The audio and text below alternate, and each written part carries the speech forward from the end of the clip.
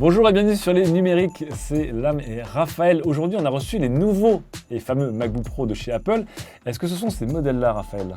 Eh ben pas vraiment, parce que les vrais, les nouveaux, ils sont ici.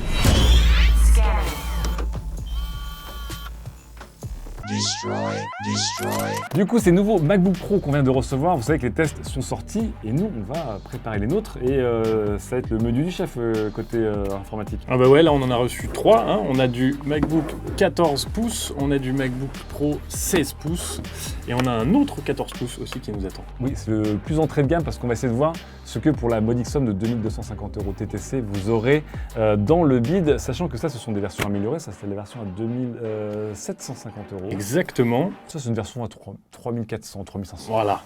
Du M1 Pro. On va les unboxer et puis on va aussi vous expliquer un peu le programme, puisque si vous venez là, c'est que vous vous intéressez à ces ordinateurs et que vous avez envie de bouffer un maximum de tests. On va pas être déçus. Alors déjà, on va commencer à les ouvrir. Hein. Je te laisse ouvrir le 16 pouces et moi je joue le 14. Allez. Et surtout, on va vous expliquer avec Raphaël, et surtout Raphaël va vous expliquer le programme et les protocoles de test que le service informatique déjà a mis en place pour les ordinateurs en général. Et ça tombe bien parce qu'on va pouvoir les appliquer au MacBook Pro, notamment dans les prochains jours. Du coup, ça se passait comment les tests informatiques jusqu'à maintenant? Eh ben, on avait pas mal on avait une grosse procédure, hein, CPU et GPU à respecter évidemment, toujours la même, avec différents logiciels qu'on devait utiliser, des temps à mesurer, des benches aussi, hein, les Geekbench, les choses comme ça. Alors quand je dis CPU, c'est le processeur et le GPU, c'est la partie graphique. Tout à fait. Et là, ils sont nombreux parce qu'il y a entre 8 et 10 corps GPU dans ces ordinateurs et entre 14 et 16 corps GPU dans ces ordinateurs. Exactement. Ils sont nombreux. Alors on les découvre, du coup, hop, on va pas jeter les boîtes parce que je suis sûr que les boîtes elles-mêmes coûtent déjà 200 €. J'ai cassé la mienne. Toujours aussi bien emballé du côté de chez Apple. Et on va voir les bébés et surtout on va les comparer aussi aux anciens modèles que vous avez vus il y a quelques instants en vidéo parce que ils ont l'air aussi un poil plus costauds sur la balance. Alors voilà déjà les bébés. C'est vrai que... C'est quoi? Vas-y, on va aller la boîte doucement, c'est toujours très soin, c'est Apple, c'est blanc, c'est beaucoup plus beau que dans nos propres salons. Et on va les mettre l'un sur l'autre et on va les mettre devant une petite caméra. Qu'est-ce que ça vaut? Vous voyez, on passe donc de 13 et 16 pouces à 14,2 et 16,2 pouces. Exactement. Pour être exact. Et on va en profiter aussi pour voir la taille par rapport aux anciens du coup. Commençons déjà avec le 14 pouces que tu as entre les mains, Raphaël, qui va venir remplacer le MacBook Pro 13 pouces haut de gamme. On vous rappelle que le 13 pouces un peu plus entrée de gamme reste d'actualité avec le M1. Et voici à peu près la taille de l'ancien et voici le nouveau qui a l'air un poil plus costaud, quand même un peu plus épais. Alors il fait 100 grammes de plus. On va déjà les mettre l'un sur l'autre pour voir. Normalement, on nous a annoncé quelque chose d'un peu plus profond et d'un peu moins large. Et ben, c'est plus profond et plus large en fait, hein, dans tous les sens. Pour vous donner une idée, c'est un MacBook Pro par contre, pour vous donner une idée, c'est un MacBook Pro ici, millésime Intel, c'est pas un M1, ok? Ouais. Mais c'est à peu près les mêmes tailles. Donc là, vous voyez, on est sur quelque chose, hop, d'un peu plus grand, d'un peu plus large, d'un peu plus profond sur le MacBook Pro 14 pouces. On va voir sur l'épaisseur aussi, parce que vous voyez, l'épaisseur aussi, Ouais, il a l'air... Alors, essayez de le tenir droit. Il ne faut pas les casser, ça m'embêterait qu'on casse la machine.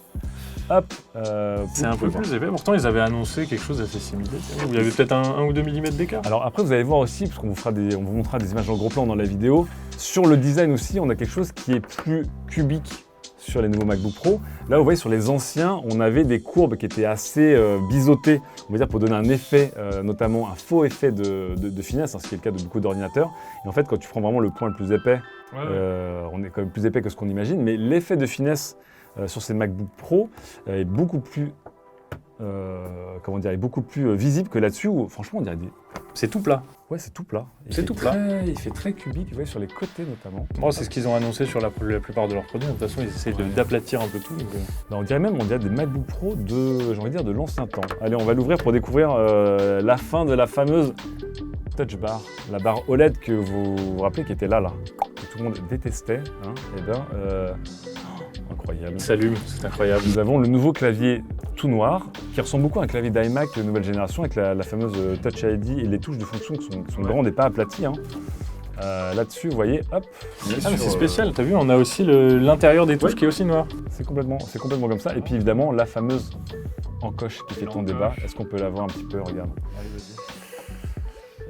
Est-ce qu'on la voit bien là? Alors oui, les bords sont fins, hein, mais c'est une encoche. C'est vrai qu'il y a quand même une sacrée encoche. Alors on me demandait si les bordures des côtés c'était bien affiné, mais oui, hein, j'ai l'impression que On est quand même pas mal plus fin de tous les côtés.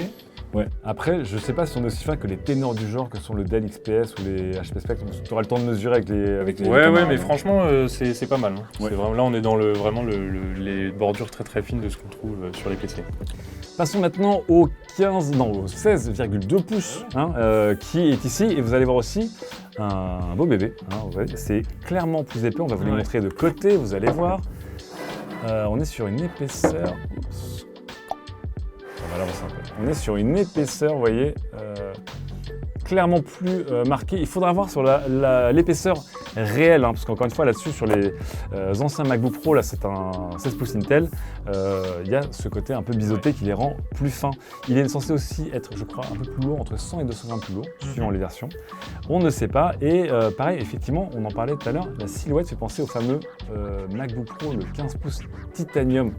Pour les gens qui s'en rappellent, magnifique ordinateur, qui avait un peu signé le retour d'Apple au premier plan, mais qui avait ce côté effectivement très cubique et plus massif qu'actuellement. On verra. Bon, après, chez les sacs à dos des professionnels, quand tu t'embarques un 15 ou un 16 pouces en général, t'as un gros sac à dos. Oui, dans tous les cas. C'est plus massif quand même, c'est plus massif. On va les ouvrir pour les découvrir et je crois que ce nouveau 16 pouces, hop, on va lui enlever son petit masque. Ce nouveau 16 pouces, eh bien, il est équipé. C'est qui a parlé là? C'est Mac. C'est vrai. Il est fermé. Ce nouveau 16 pouces est équipé lui-même, il a démarré très très vite, eh bien, de ce clavier qui est le même que sur le 14 pouces. Pareil, on abandonne la barre, la touch bar OLED. Pas de touch bar, on a le petit lecteur d'empreinte ici. Et le point important aussi, l'encoche. L'encoche. L'encoche, la fameuse, on la voit pas là. Ouais, on la voit pas parce qu'en plus le fond est dark. Le fond est un petit peu dark et aussi Apple avait un peu garanti que vu que normalement, si vous connaissez macOS, la barre des tâches elle reste constamment en haut, l'encoche fait à peu près la taille de la barre des tâches. Ouais. On va voir sur le côté pour voir l'épaisseur, mais aussi pour voir ce que ne vous avez pas montré, la connectique, Raphaël, enfin, une connectique moderne. Une vraie connectique. Donc voilà, ça c'était la connectique du MacBook Pro 16 pouces à droite, l'ancien, 2 ports USB-C ici. 2 ports USB-C et un port jack ici et c'est tout. Voilà. Et ben là on a quand même un peu plus. Hein. Alors, l'HDMI. HDMI 2.0. Incroyable. Incroyable de l'HDMI. USB-C Thunderbolt 4. Ouais. Lecteur de carte SD. Tout à fait. Et de l'autre côté, du coup. Ça fait plaisir pour les créateurs. Ouais. Et 2 USB-C Thunderbolt 4 compatibles avec la charge. Oui. Mais si tu veux charger autrement, le retour du MagSafe. Oui, le MagSafe.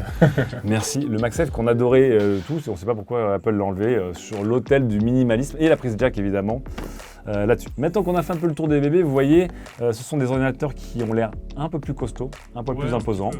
Sur le poids, c'est globalement la même chose. Le clavier, le coloris, c'est très classe. Bon, après, c'est Apple, si vous aimez le minimalisme. Oui. Donc maintenant qu'on a enfin reçu ces gros bébés, qui ont une bonne bouille en tout cas, et qui ont l'air de bien nés, on va évidemment commencer les protocoles de test. Vous allez faire ça à plusieurs avec les collègues? L'ami Guillaume, et puis peut-être Tanguy qui nous aidera sur l'écran. Et oui, parce que d'ailleurs, on va commencer par l'écran. On vous rappelle que ces ordinateurs sont équipés pour la première fois chez Apple d'un écran technologie mini LED en ProMotion, donc un peu ce que faisait déjà la marque, mais pour les iPad Pro. Attention, c'est différent des iPhones qui sont eux en OLED et pas en mini LED. Donc on a hâte de voir ce que ça va donner en termes de colorimétrie, de rendu. Grosse luminosité en perspective, un bon taux de contraste, on va voir ce que ça donne, mais ça promet pas mal. Ça, ce sera plutôt Tanguy. On va évidemment parler aussi de l'autonomie, puisque c'est aussi une des grosses promesses d'Apple. Tu me dis qu'il y avait deux promesses, une grosse autonomie, puis aussi une grosse autonomie même en charge, c'est-à-dire qu'on ne va pas baisser les performances de l'ordinateur sur batterie. C'est ça, c'est un petit peu un débat qui est entre Intel et AMD depuis quelques temps. La bataille de est-ce que quand on débranche son PC du secteur, on perd en perte? Et généralement oui. Là, Apple nous promet aucune perte, donc... Ce qui serait pas mal. Ah oui, si ça marche, ce serait pas mal. Ce serait pas mal. Donc on verra évidemment toutes nos batteries de test sur les autonomies sur batterie.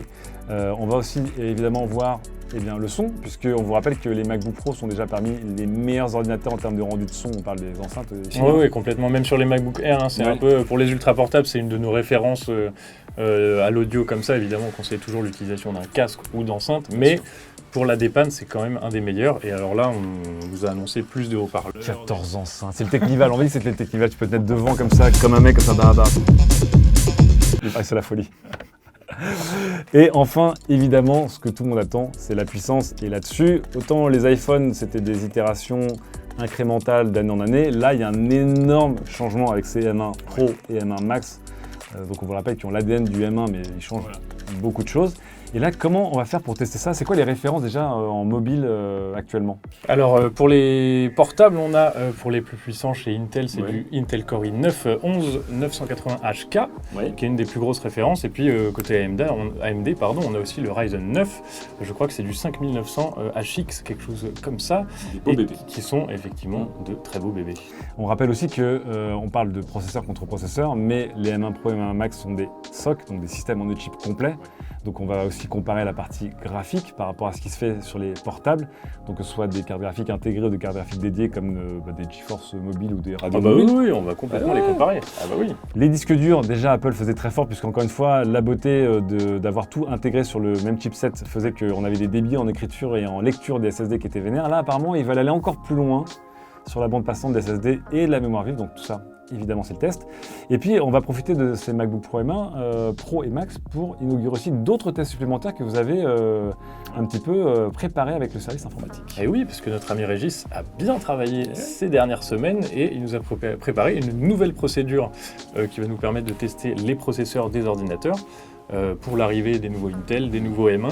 Ouais. Donc on aura des tests avec un peu de Photoshop, du Adobe Premiere et Blender aussi, du Blender un petit peu exactement. Donc des tests réels qui devront être assez intéressants, je pense. Donc on aura normalement avec une combinaison entre les benchmarks dédiés et synthétiques et les benchmarks, on va dire, d'usage un peu réel, on devrait avoir une bonne idée de ce qu'ils ont dans le ventre. En tout cas, on va laisser Raphaël repartir parce que je pense qu'il va rentrer dans un tunnel avec Guillaume et Tanguy pour tester tous ces ordinateurs, parce qu'il y a au moins 3 voire 4 modèles de MacBook Pro à tester. Et puis évidemment, cette procédure de test est encore plus complète, donc vous aurez encore plus d'informations.